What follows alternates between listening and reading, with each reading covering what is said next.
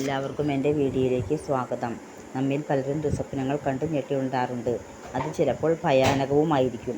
ദുസ്വപ്നങ്ങൾ ഏത് സമയത്ത് കാണുന്നുവോ ആ സമയത്തെ ആശ്രയിച്ചാണ് അതിൻ്റെ ഫലങ്ങൾ വിലയിരുത്തപ്പെടുക. സമയത്തെ അടിസ്ഥാനമാക്കി സ്വപ്നങ്ങൾ ഫലിക്കുമോ ഇല്ലയോ എന്ന് പറയാനാകുമത്രേ.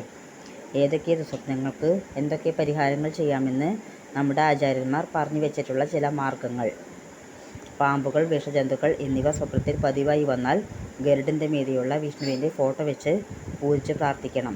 അല്ലെങ്കിൽ ക്ഷേത്രങ്ങളിലുള്ള ഗരുഡന് മുമ്പാകെ നെയ്ദീപം കത്തിച്ചു വെച്ച് പ്രാർത്ഥിച്ചാൽ വിഷജന്തുക്കൾ സംബന്ധമായ സ്വപ്നങ്ങൾ വരില്ല. സ്വപ്നദോഷങ്ങളും മാറും. രോഗം സംബന്ധിച്ച സ്വപ്നങ്ങൾ പതിവായി കാണുന്നുവെങ്കിൽ ധന്വന്തരി ഭഗവാന്റെ മന്ത്രം ജപിച്ച് ധന്വന്തരിയെ ധ്യാനിച്ച് പ്രാർത്ഥിച്ചു വരിക. ഒപ്പം ഹനുമാന് വഴിപാടുകൾ നടത്തുന്നതും ഉത്തമം. പ്രേതപിശാചുക്കളെ സ്വപ്നം കാണുക, നമ്മുടെ കാര്യങ്ങൾക്ക് തടസ്സം നേരിടുക എന്നിങ്ങനെയുള്ള സ്വപ്നങ്ങൾ കണ്ടാൽ ആൽമരച്ചുവട്ടിലുള്ള ഗണപതിയെ തൊഴുതു പ്രാർത്ഥിക്കുക. പണത്തിന് ബുദ്ധിമുട്ട്, പണനഷ്ടം എന്നിങ്ങനെയുള്ള സ്വപ്നങ്ങൾ കണ്ടാൽ വൈകുന്നേരങ്ങളിൽ മഹാലക്ഷ്മിക്ക് നെയ്ദീപം കത്തിച്ച് വെച്ച് പ്രാർത്ഥിക്കുക. പഠനത്തിന് തടസ്സം നേരിടുന്നതായി സ്വപ്നം കണ്ടാൽ സരസ്വതി ദേവി ഹയഗ്രീവ മന്ത്രങ്ങൾ ജപിച്ച് പ്രാർത്ഥിക്കുക. മരിച്ചവർ ഇടയ്ക്കിടെ സ്വപ്നത്തിൽ വന്ന് കരയുന്നത് പോലെ സ്വപ്നം കണ്ടാൽ വിഷ്ണുവിന് ഏകാദശി വ്രതം അനുഷ്ഠിച്ച് വിഷ്ണു പ്രദക്ഷിണം നടത്തി പ്രാർത്ഥിക്കുക. അല്ലെങ്കിൽ ഏകാദശി ദിവസം പാൽപ്പായസം കഴിപ്പിക്കുക.